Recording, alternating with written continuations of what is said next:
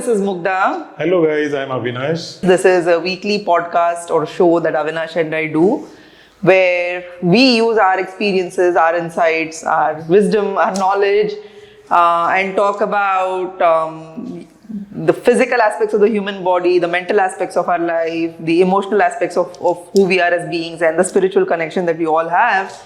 And through that, we attempt to, or we hope to help it, make it easier for you to navigate what being a human is all about. So even have all sorts of experiences. yeah, like just like embrace the experience, right? Like have fun while you're at it. It's not always fun. Sometimes it can get really dark. So yeah, this is fun actually. I don't have hairs, so this producer wants me to wear a cap. So that's fun, right? No? Okay. All right. Yeah, so that is fun as well. So today we actually just finished baking cookies, and while we were recording that, we thought we could keep today's topic on food itself and talk about how food is such an integral part of the entire experience of being a human. And Avinash, I know food plays a big role in your life, right? So why don't you get started with So we talked about we being made of, different aspects of our being. One is the spiritual being, the emotional being, the mind being. The physical being is something which is the densest form that we are here for, which everyone can experience, see, feel, and most of the experiences that we are supposed to have on this planet are felt by this physical form, the body itself. And we do this through our senses, like the taste, the smell, the ability to listen, the ability to see. So the taste and smell is what is associated with food, as well as the visual aspect of it.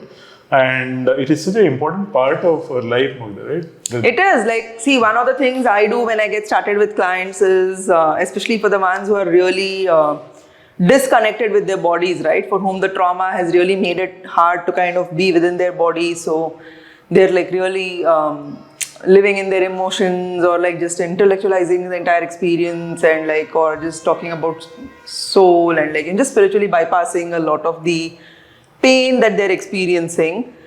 So one of the things that I do in the first week as an exercise is I ask them to kind of use all 5 senses, and every single day, that's homework I give them, right? Like, so I make them write down all the good like the good things you saw, the good things you heard, the good things you touched, the good things you tasted, the good things you smelled, and the bad things, right? So what that does is, now in the day, they are really using their senses to look for the best of that experience as well as the worst. So that range starts building, and they're not afraid. Mind full of the body, and they're not afraid of the body anymore. They're not afraid of their bodily experiences, right? So much before we can help them process trauma, much before I take them into like the emotions, I just start helping them become friends with their body. And often the good part, right? Like, most people are writing about like the food they're eating, like when it comes to the taste and the smell. So many times the reporting is around like, I smelled this food and I tasted it and I touched it. Not that every time touch is food based, but the taste and the smell is literally about like the food that they've enjoyed through the day, right? And food is such an important part of our experience here. So it's vital that we build a good relationship with it. Yes, we do categorize some foods as inflammatory and some foods as good or bad, but that's at like a basic, like, poison, not poison kind of a thing. But beyond that, there's a beautiful saying in Sanskrit. I just remembered a couple of lines, like Anna Tari, Anna Mari, Anna Nana Vikari. Like, food can heal you, food can kill you. It can create a lot of diseases inside your body. Wow, okay. It's such a powerful substance it is. It is very powerful. And if you look at it like from a very physical dimension, there is nothing else entering in our bodies in such large quantities on a day-to-day basis as much as food does, right? Like, volumetrically, we consume a lot of food, right? So if anything is going to impact our bodies, it's going to be the largest volume of things that are going into our body, which is food, which is why it becomes important to understand food. But for you, food is, like, I know one of your therapies, like self-therapy, self-soothing mechanisms is food, not in the getting addicted to food way, but like, how do you work with food? Like, So I love food. I don't know. I mean, there is a story behind it. I guess that is what has impacted my genetics. Like I was born in a kitchen because the ambulance came late to take my mother to the hospital, and I was in a hurry to come out. I hope, I guess, and that is how I was born inside a kitchen. And since then, I think I like that place which is associated with my mother. So my mother spent most of her time in the kitchen, and I being around her most of the time. So I developed that kind of relationship with cooking different things, especially in a very gharelu way. I call it. Everyday manner. The everyday kind of cooking, like what you do 3 meals a day, or breakfast, or teas, or all the regular stuff that you cook. I can cook like every day, and I have seen in my own case it acts as a therapeutic for me. Whenever I'm feeling low, I'm feeling down, or certain kind of slow, mild depressing thoughts which are coming into my mind, I'll just go inside the kitchen, start cooking something, invite couple of friends over and have the food with me. I mean, that changes the entire energy of my being. So it is such a powerful tool. And there's a reason for that. There's a esoteric spiritual reason for that. See, when we allow creative energies to flow through us, right? Outwards through us, it is really us connecting to source. Now, some people assume creativity is equal to art or music or, really fancy decorators and like designers. But anything that you're creating is an expression of creativity. So in your case, your creativity gets self-expressed the most when you're working with food and cooking. That connection to your creative energy is what heals you. Right? So it really acts as a healing medium. Even like if you're feeling low energy because of like whatever conversations through the day, or something happened at work, or like someone's generally been an asshole or whatever. Not that you get impacted as much as I do, but I've seen how that process of creating a meal, you just zone in, like you go inwards and you're connected. And I know I kind of have fun with you around that. That's why I don't like anyone. Yeah, so but that's just me being like just trying to get my dose of fun. But I know how you really like how meditation is for me, cooking is for you, right? Yes. Because you're connecting with source through that process. So for you, using food to cook is a connection to source itself. It's a connection with your own self, and that's why it works like therapy for you. So I think it is imprinted in my DNA. As soon as I was born, I saw the kitchen. I don't know about DNA imprinting and all that, but it's like meditation wasn't imprinted in my DNA, right? But it's a way that I heal myself. I meditate, I go inwards, I look into my thoughts, I look at my emotions, I process it all, and I connect, and I ask for guidance and help, and I heal. Now, there are two aspects of food, like people get normally confused with the client that we work with. One is you consume food as a necessity.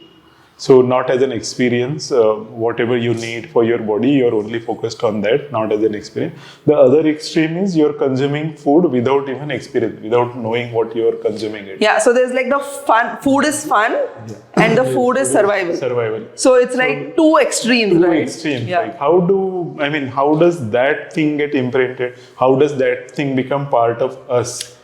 So is it the conditioning, or is it I think I can tell you from my own case, because I am an emotional eater even to date, right? Like food, of course I'm much better now, but a large part of my life, especially when things started going south in terms of where I was, like the marriage and everything, food became my escape.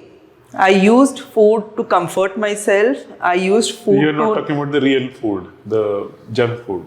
No, sometimes I would make healthy food also, but that process of making and eating it would comfort me. So if I was like experiencing a lot of anxiety and a lot of like huge conflict between me and my ex happened or something like that, and I wouldn't know what to do, especially when I was in Toronto, because I didn't even have a job and anything then. I was mostly at home.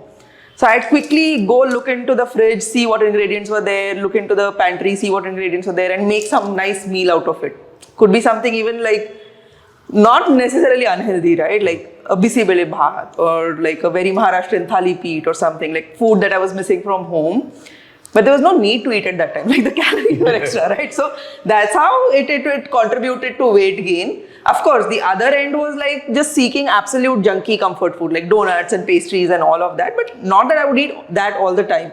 But for me, food is comfort, food is fun. When life is like horribly dreary and dark and depressing and boring. And why does that happen?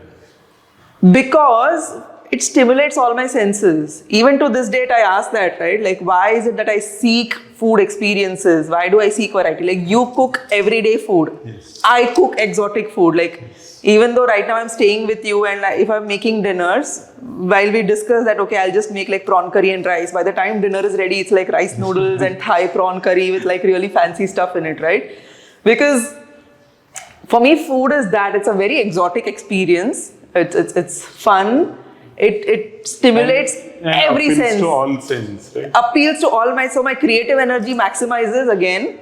It appeals to my taste bud, it appeals to my sense of smell, my sense of touch, because when I'm doing like rice noodles and prawn curry, there's the texture of prawns, there's the texture of the gravy that the prawns is in, there's the texture of the noodles, and there's like the coming together of all of them in one mouthful, right? Like, so it's a very beautiful sensory experience that I like to create with food.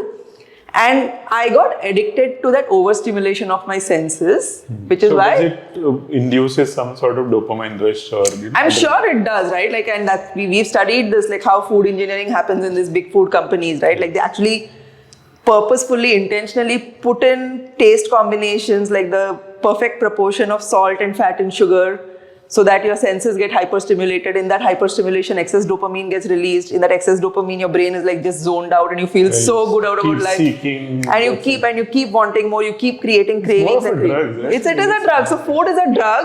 Food is a drug that can heal you. Food is a drug that can really mess you up, right?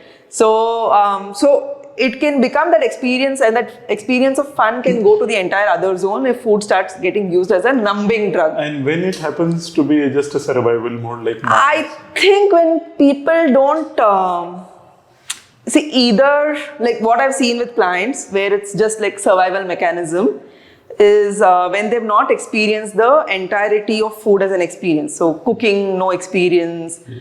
They've usually been made and given meals at home.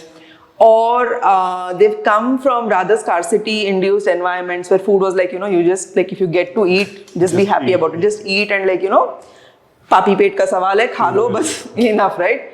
So you just eat, like the taste doesn't matter, how it looks doesn't matter, you're just filling your stomach up, right? It's just like, because you have to eat, right? Like you just have to eat, like very, very cut off from the richness of the experience of food. So again, I think it happens because that connection between food and them got severed, right? Like it wasn't really built in the right way. So that's my explanation for it. So as a spiritual being that we are supposed to be on this planet to have this human experience, food is such an important part of our the whole experience itself, because whatever little understanding I have of the cosmos, there is no other planet where you get so much variety of food.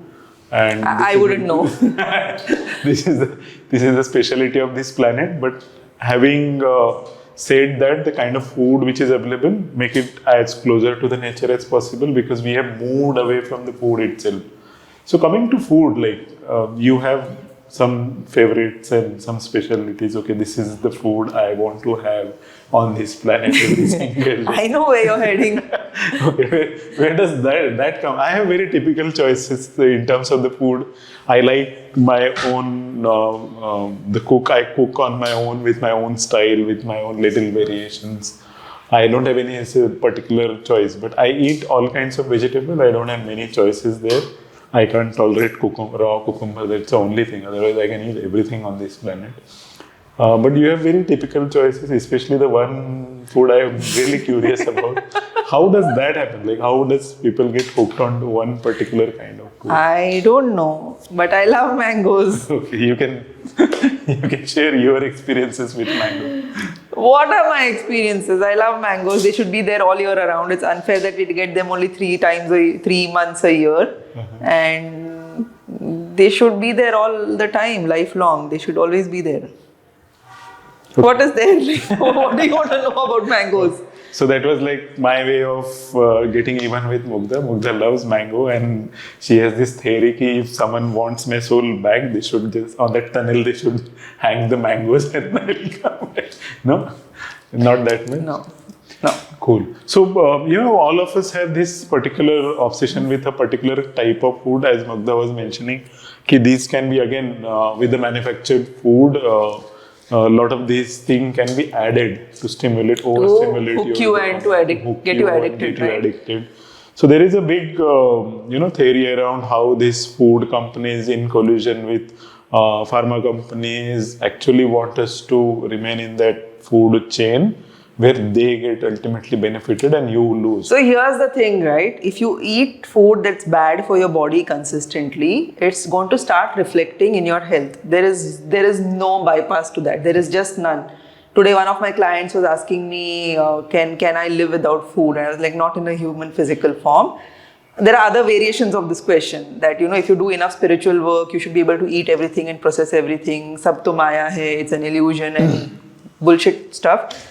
But if you eat food that is going to impact your cellular biochemistry, if you eat the wrong kind of food all the time, it is going to hurt your body. There is just no escaping that. And with this knowledge, big food companies work very, very hard on designing food that will get you hooked. Okay, your brain gets addicted to those foods because of the sensory hyperstimulation. You can read more about it in a book called Hooked. How food is engineered to stimulate all of those dopamine receptors, and then you get into the cycle of eating more and more of that. This food is not natural food. There is no food in nature except mangoes which can do that to your brain. Okay, so when you eat this engineered food all of the time, you eventually get sick. Now, you start getting sick. Where do you go when you turn, we've been programmed since childhood to go to the institution of white coats, doctors, when you get sick.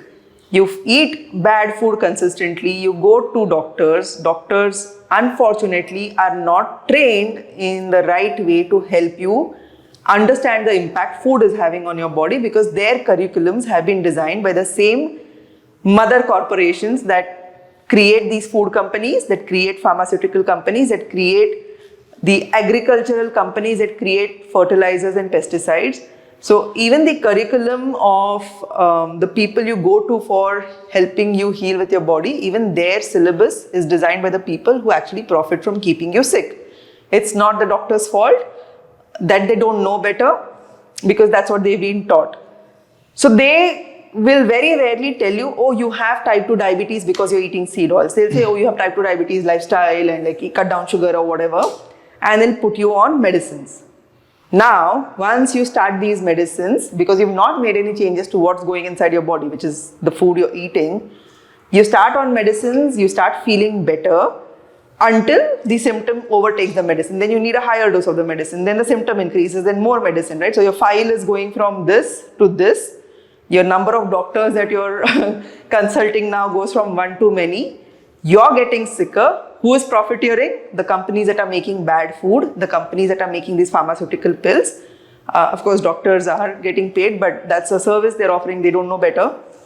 And over time, your health insurance rates go up. Hospitals start making money out of you. So the entire system starts making money out of the fact that you were eating wrong food because you were triggered into getting addicted to it. Okay, so you become a profit center for so many systems at the cost of your health. And you keep working to make more money to feed this. And then you're making more money, you're working harder, you're working 18 hours, you're staying up for calls and EMI. Let's not even go into that particular hamster wheel. But making the wrong food choices has led you into this, right? The beauty of this is that you stop making the wrong food choices, you start eating what is right for you. This entire set of dominoes collapses. What you get in return is your health, your sovereign freedom around your body, and your life back. It is really possible to fuel life into your body once you start eating what's right for your body. So that's the food thing, right? Like it can make you sick, like your Sanskrit shlok, Yes. but it can also heal you. Heal you. And that balance is something that you have to keep maintaining through life. I struggle sometimes because like in the last 1 year I went through the amount of emotional turmoil and trauma I went through was insane, and food really became a backup often. And now I'm kind of coming back on track. I actually signed up with iThrive services because I really needed help with anchoring myself around making the right choices. Also my protocol was super complicated. I'm like on 48 supplements a day. But yeah, that's why I needed iThrive, but it takes time and you can go off balance anytime. Yeah, I mean, a lot of people think the food is only for body, like the kind of awakened people who think about the mind, who think about the spirit, who talk about it, who understand a bit of it. They don't understand the connection between this food for your densest form and the food for your spiritual form. Like unless you have this densest form in a properly working condition, your spiritual or the energy form, you can't access. You can't have access to it because it is housed inside this body. Once this body is gone, you're gone. You can't have that connection with your spiritual self. You know, I actually made a post. I mean, I just tweeted about it because it's a thought I got in the morning when I was meditating that vegan diets are really not the best for human health because, I mean, we've seen it from blood work, we've seen it from symptoms. I will write a long article on it when I get the time. But I wrote that, like, vegan articles are not the best for human health, and I see it in terms of behaviors also. People who don't eat enough animal-based foods are really ungrounded and have a lot of unprocessed emotions flying around. And you need animal foods to kind of ground you and keep you in your body. The number of people who got triggered by that post, right? Like, what do you mean by ungrounded? What do you mean by emotional processing? Have you considered the psychosocial aspect of someone's behavior? I'm like, dude, yes.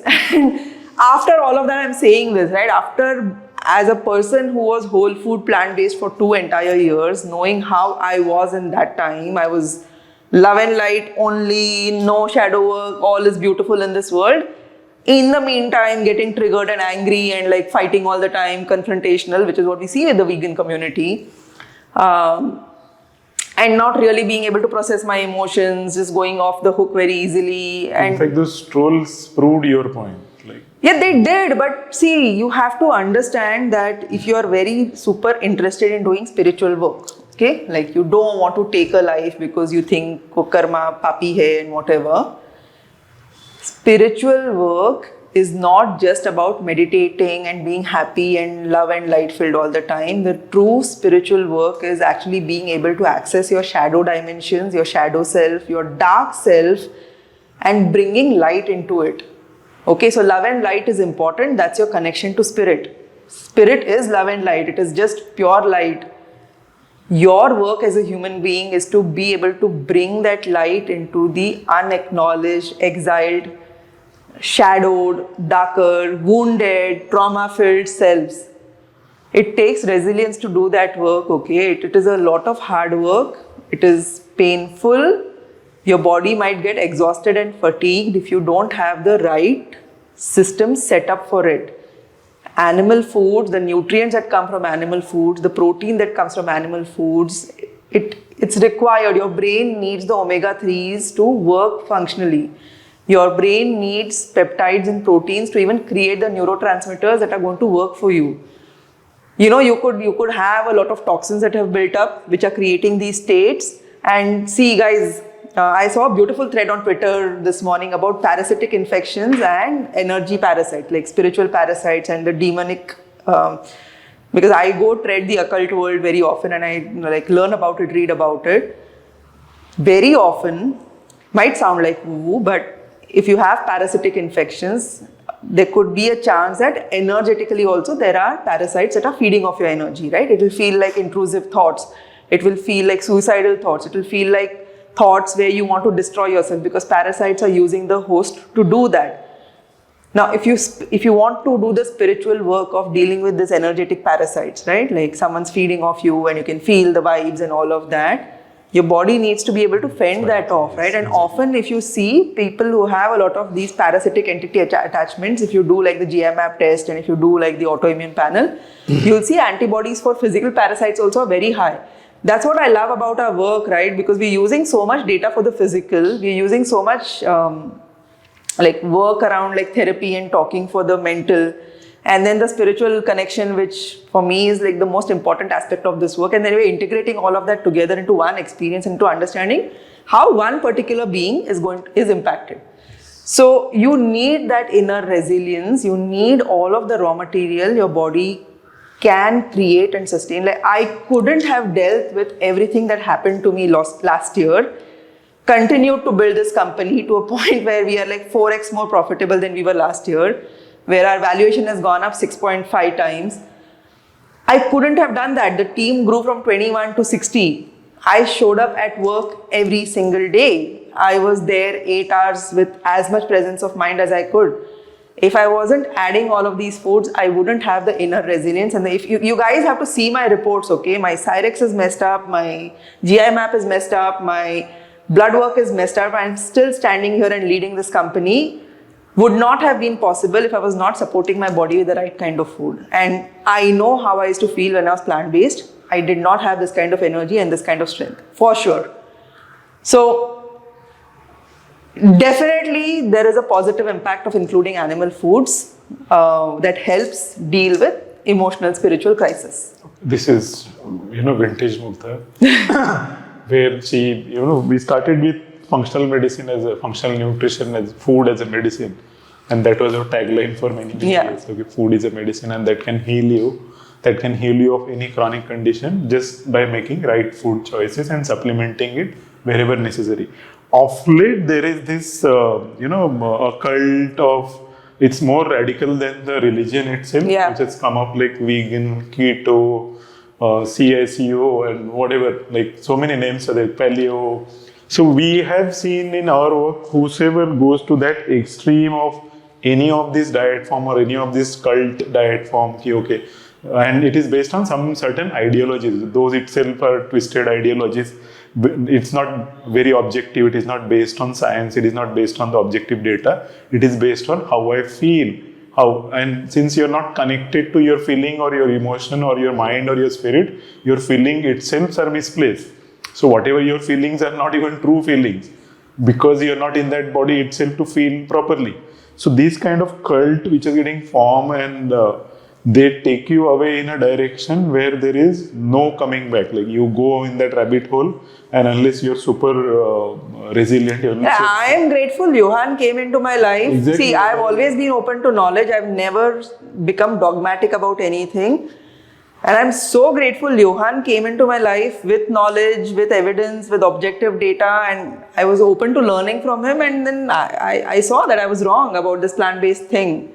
And how many plant-based people can say like this, right? I hardly met anyone, so except you. No. If you search ex-vegan as a hashtag, you can search ex-vegan on Instagram, you can search ex-vegan on YouTube, you can search ex-vegan just on the Reddit forums. Yeah. The number of people who went vegan and then switched back, it's a huge number, and there's a reason why, right? Yeah. Not because I'm some cold-hearted bitch, somebody called me, a frustrated drama queen, who just wanted to eat animals and then is making up excuses for it. No. We don't need excuses. I might be that, but not all the other people who are using the hashtag ex-vegan. There can't be so many frustrated drama queens who just wanted an excuse to eat meat. So, it takes a lot of humility to say I was wrong, but here is the right approach. Why can't you be open to the idea that you could be totally wrong about your understanding of food and like learn from us? There is no single food which is like the be all and the all of the food world. You just have to keep experimenting. You have to see your blood work. You have to see your genetic makeup, and accordingly adjust your food choices. Accordingly make those necessary corrections. It can be based on all sorts of foods. There is no food. There are foods which needs to be avoided completely, especially what is made by the industrial complexes. But the food itself need to be looked at in a different way. You should look at it as your partner, because you're going to spend the rest of your life with that food, right? And you better make right choices. Otherwise, you will end up into a divorce or end up into some sort of, emotional traumas, or end up into reduced bank balances, or I read messing up your life altogether. One kid somewhere, Australia, UK, New Zealand, I don't remember which part of the world, but this kid died because the parents were feeding him only vegan food. Yeah. Like after It breastfeeding, happened in London. London it happened, no? And then the parents They were were arrested charged for with negligence. negligence. But the kid died, right? Yeah. Because of the parents' like absolute radical vegan approach. They refused to give that human child what the human child needed in that phase of early childhood, and the child died.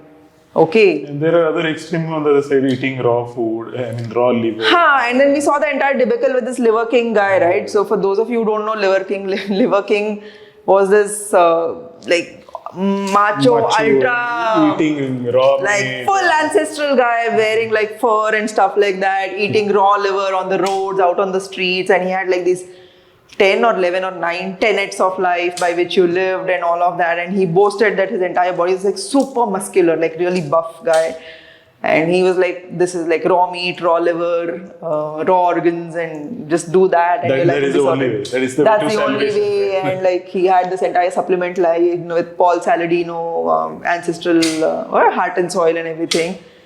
Later it was discovered he was using steroids and peptides and everything, right? So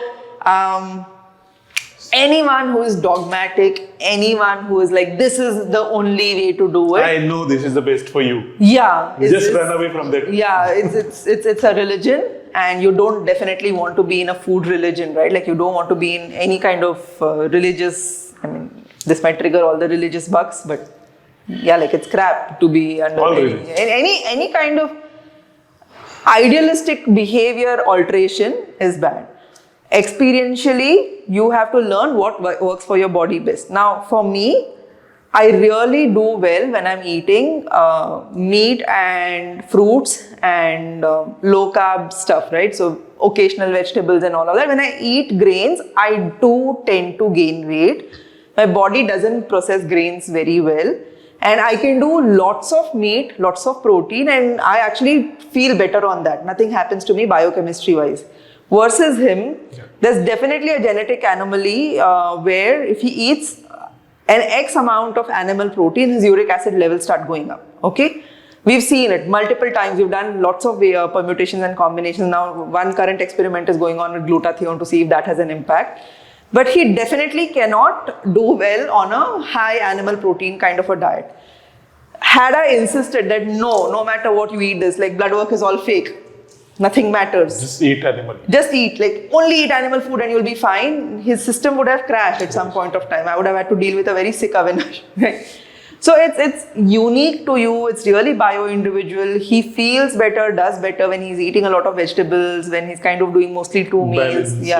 More of dals work for him well. They don't for me. They kind of make me feel very bloated and uncomfortable, right? So each person's body is unique. Now, Suyash tried to give his little daughter eggs multiple times. She throws up every single time, right?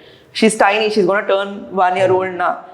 Eggs are really great for protein. We recommend eggs. But if someone is severely allergic to eggs, you can't give them eggs, right? So his daughter probably can't eat eggs for a while. I can't just say that, oh, everyone should eat 24 eggs a day. You can't do that. Food is a very, very individual experience.